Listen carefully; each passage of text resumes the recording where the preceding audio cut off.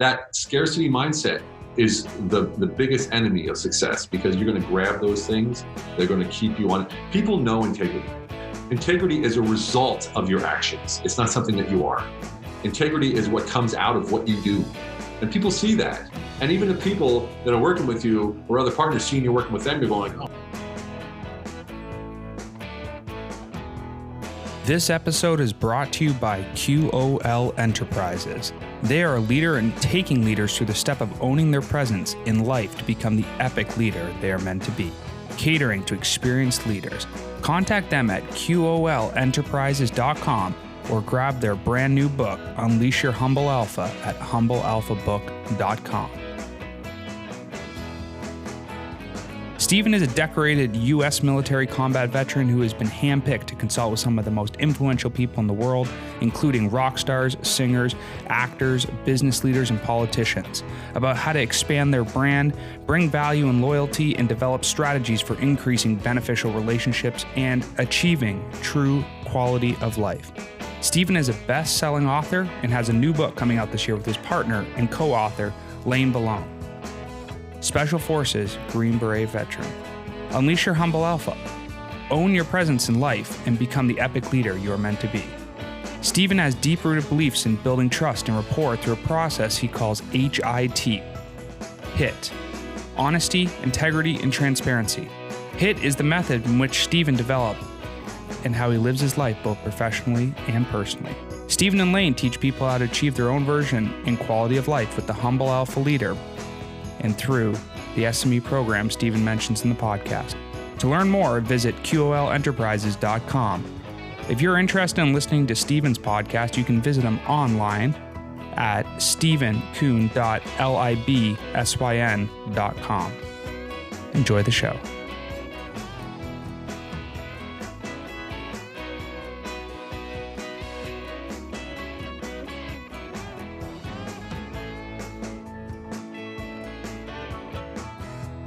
Welcome back to the Prospecting Show. Today we have Stephen Eugene Kuhn. How are you? I'm doing great. Thank you so much. Awesome. So kind of to start things off here, let's talk a little bit about, your story. Where did you come from? Kind of how did you get all this stuff going? And that way everyone can have a good foundation. Okay. Yeah. Well, I'm from the States, from Pennsylvania. And I joined the Army right after high school, and 10 days after high school, actually, to flee my typical American nightmare, as everyone probably has their own. I won't go into that. But and I joined the Army, and I got sent, after boot camp, I got sent to Germany, where I spent 8 years, of which I got sent to Iraq while I was there as well. Desert Storm, came back, got out, and did what they call a European out, where I basically out-processed in Germany and walked off base, and I was a civilian.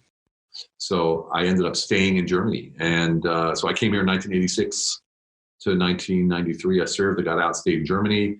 And then I moved around. So I moved to 9 different countries, because as a consultant, a turnaround business consultant, I would get 3-month contracts, 6-month contracts, 12-month contracts. And instead of flying back and forth, I would just go there and just live there, fully immersed in the culture, and really pick up on the business and spend time with employees and really find out the teams and really find out what they're all about, so I could actually turn around quicker and faster. But I always kept my place in Berlin, which I still have. But now I live in Budapest, Hungary, right outside of Budapest, Hungary. And I've done everything in the business turnaround, from, Fortune 500 companies, NASDAQ listed companies, London stock, the London stock market, small, medium, large businesses. I had worked with health clubs for on and off for 15 years. We had 87 health clubs in 9 countries. And now, among other things, we do sort of roll-ups and bolt-ons, as you would call it, for SMEs, helping them find an exit for their business if they want to sell. Most companies who want to sell have no idea how to do it, number one. Number two, they're not ready to sell because their company's not structured properly. Most people don't set their company up to sell. And then, of course, I do my one-on-one consulting, which is a business turnaround. And that's typically small to medium-sized businesses. And, of course, the new book is coming out, which we're going to talk about in a second. Yeah, absolutely. And so for the individuals who maybe don't understand or don't know about the differences between a business that's going to be sold and more of an evergreen strategy where you're continuously rolling that, maybe break that down and explain the differences and maybe which direction you recommend if there's a kind of a technique there. Yeah, well, when you want to sell a business, there's certain factors or certain benchmarks that you should want to hit so that you can attract the right buyer. Right now, the market it's a seller's market, and it's also a buyer's market because about 35-40% of all businesses are owned by baby boomers in America, and within the next 10 years, they're all going to retire. They have to retire. They're just getting up there in age, and unfortunately, most of them don't have family members or even grandchildren that want to take over the brick and mortar businesses.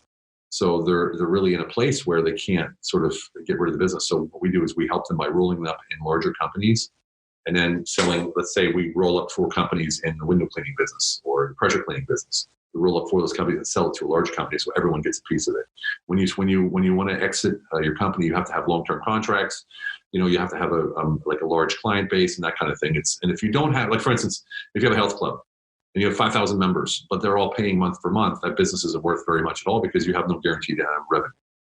If you have a health club with 2,000 members and they have all 1-year, 2-year contracts, well, you're pretty much golden there. So that's sort of the difference. You have to find long-term strategies that's going to guarantee the cash flow so the people that buy it are not buying a job. If you get my right. And what about the differences between businesses that are a recurring revenue model structure? Maybe that's a SaaS company or a brick and mortar, like you said, it's a workout facility or exercise facility.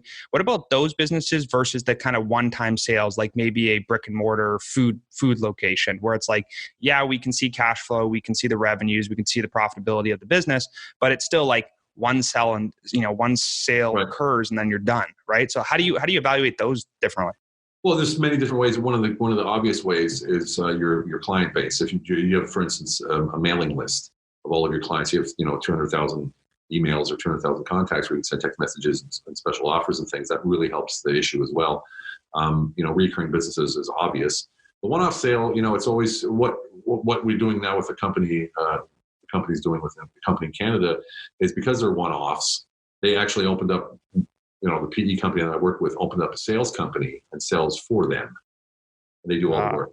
So Gotcha. that's how we guarantee that they're going to keep going on. And when we do an exit strategy, we won't buy the company and fix it. We'll allow the management team in there, the culture to stay. What was working will work, and we'll just come in and sort of, tweak the places where you can help. There's a lot that you can do with debt, for instance. People think, oh my God, I'm in debt. I can't get out of it. You'd be surprised sometimes how easy it is to get out of debt when you own a business. Yeah. Right. And I think the interesting thing about the debt component that people miss a lot of times is you're balancing cash flow and actual debt, right? If you're going to grow a business and open up 20 locations and you're going to take on, X million dollars in debt, but you're cash flow positive 50,000 a month, does it really matter, right? Well, that's the whole key. If you ever read the book Blitz Scaling, that's what he says. You either scale slow and you control debt, or you scale quick and you focus only on cash flow. Right. Well, and that's interesting though, because a lot of people look at, especially in America with student loan debt being so high and mortgage debt being so high, and then vehicle debt being the next biggest thing, is like when people are looking at debt, they're so petrified by what they're used to, which is this non-liquid, non-accessible debt that's just getting paid down and accruing interest because they didn't pay it properly, versus business debt, which is basically taking money to make money to make more money to pay the debt, right? Like it's a good model that's perpetually driving the system, and you just don't get that with other types of debts. So my question there for you is, how do you change the mindset of an individual or a small company that's so used to, having debt or not having debt, and trying to do it all, cash strapped? How do you change their mind to say, listen, this is the way you need to do it if you really have that goal? Hard numbers. Basically, hard numbers. The debt is leverage, right? So it's just pure leverage. So we go with the hard numbers and show them what the outcome is going to be. I mean, if you want to look at it the way some people look at it, a corporation's a person, right? A person needs everything. So they need a car, they need a house, they need food, whatever. So that's one way of looking at it, that all the costs can go through the business, whether you think they can or not. And second of all, debt, institutional debt for a company is not as, unless you sign a personal guarantee, which we can also sort of work on, isn't as attached to you as you think it is. So when you're not, you'd be surprised when you go to the bank and they say, yeah, well, you sign a personal guarantee. You say, no, we're not going to sign it. They'll still give you the money 9 times out of 10. Right. And that's flexing your knowledge. That's the thing that people miss, right? Is like, if you will make bad mistakes in business if you don't have somebody who's already done it. you haven't done it yourself, or you're not well read in that topic to be able to make those decisions, right? And I think what's really interesting about what you guys are doing is you're bringing the experience, the knowledge, and the technical know-how into the business without actually having to know that person's exact business today. Right, exactly. Well, the first thing we do is we talk to them. We find out what their emotional attachments are, or what they're really looking for. Because some people, they're like, look, I want to sell my business, I want to make money, but why? We want to ensure that we're going to fulfill their dreams. We're not about changing the company, changing the culture, changing what they're doing. We're about optimizing. And when we optimize, we can really increase the valuation of that company. We also do agglomerations.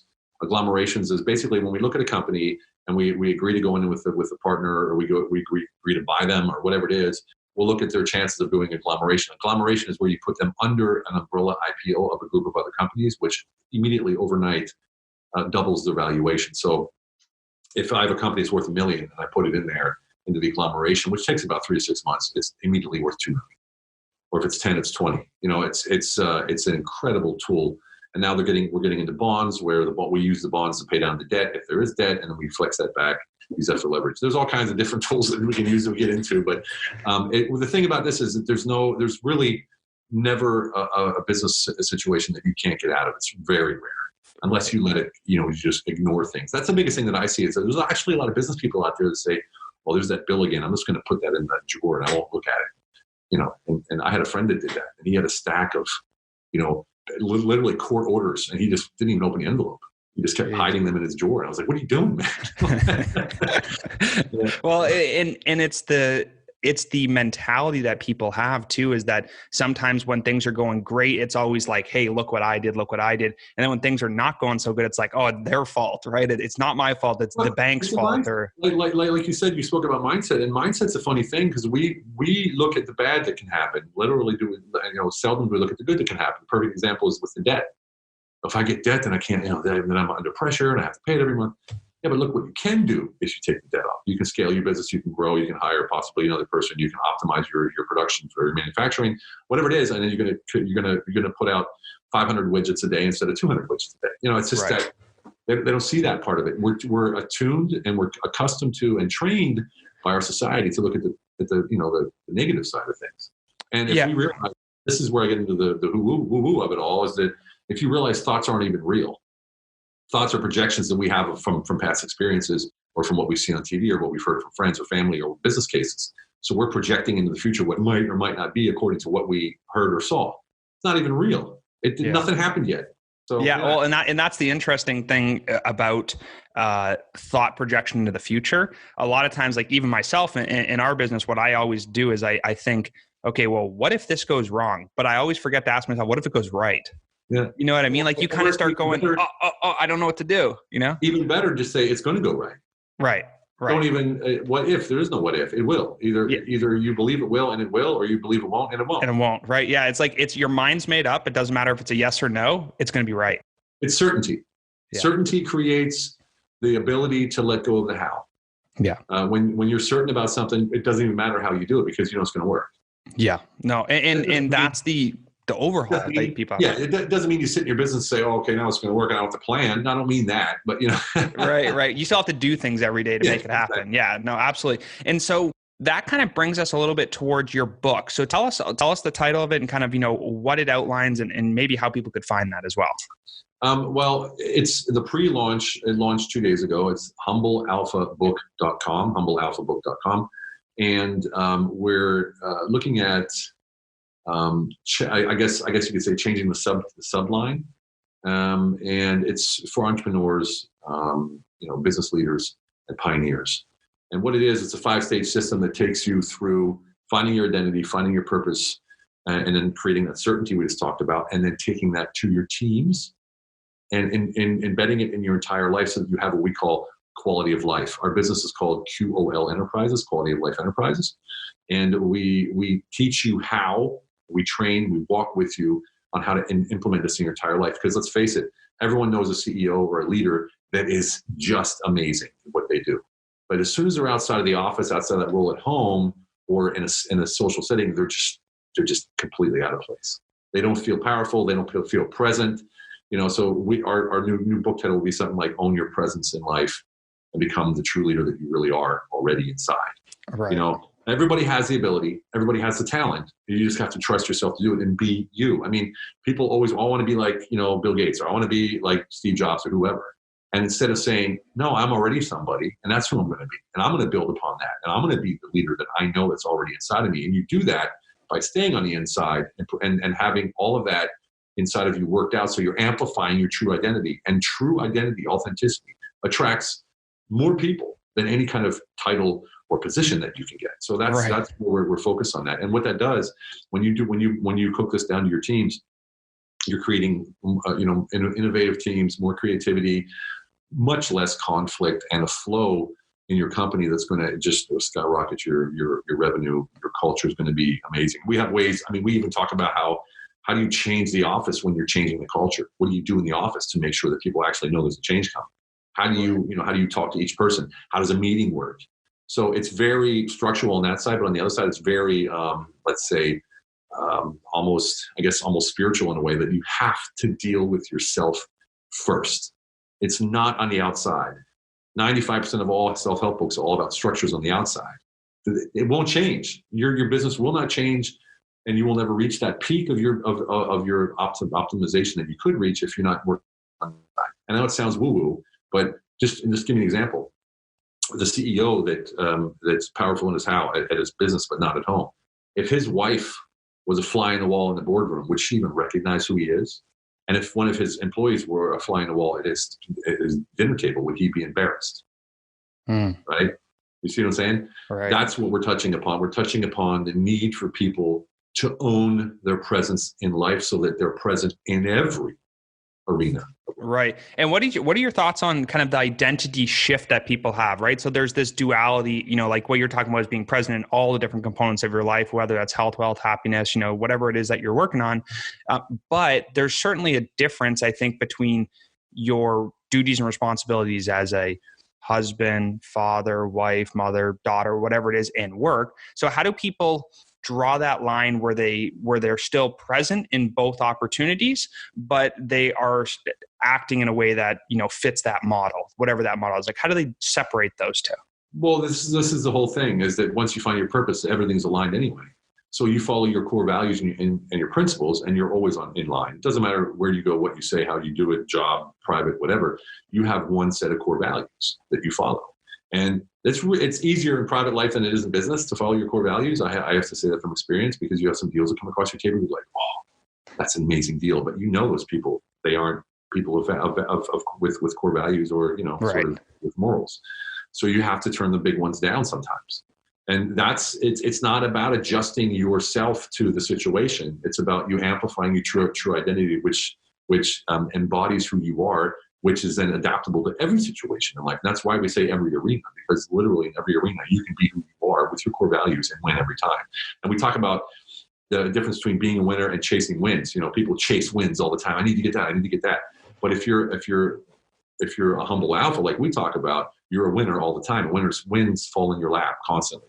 It's ridiculous how your life becomes so easy. Suddenly you're like, why did I ever worry about all this stuff? Why did I ever try to fit in there? Why did I ever try to make that happen, or try to look like this guy, or wear this to look like that?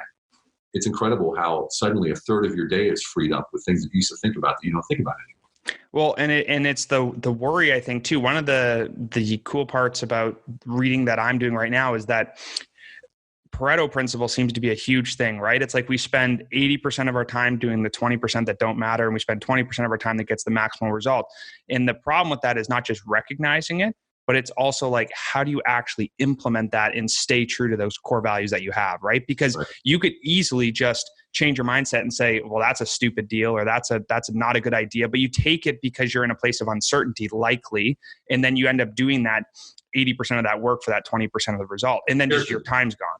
Scarcity mindset. Yeah, that's really what it is. I need this. I need the money. I need the revenue. Oh, I need this, or else.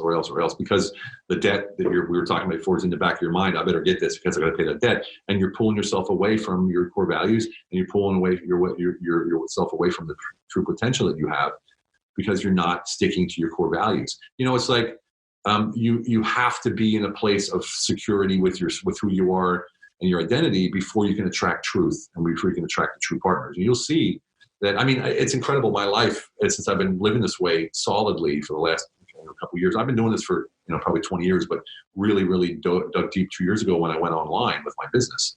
I was traveling, 9 countries a month.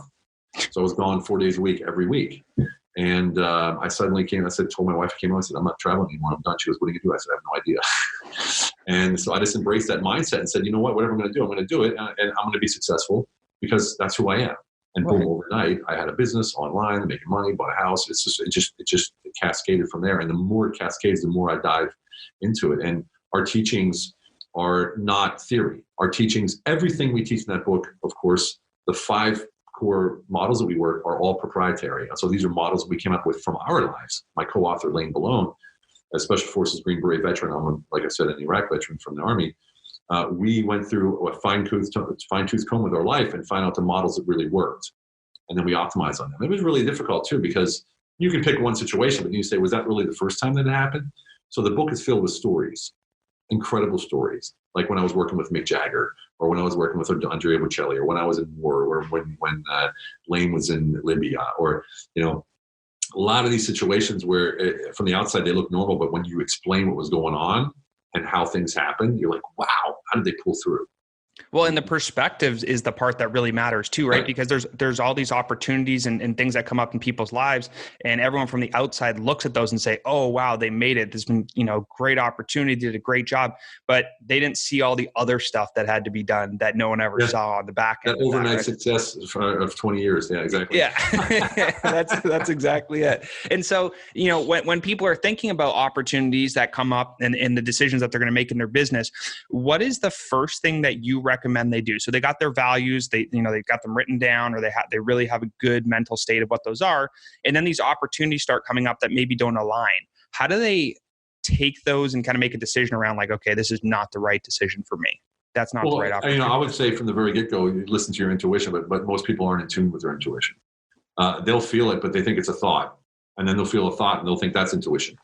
So if you have to think about something, then it's not your intuition. Your intuition, for me, it's a solar plexus feeling. I get like a breath of air being taken out of me, and I go, okay, my intuition tells me to turn left, so I turn left for no reason whatsoever.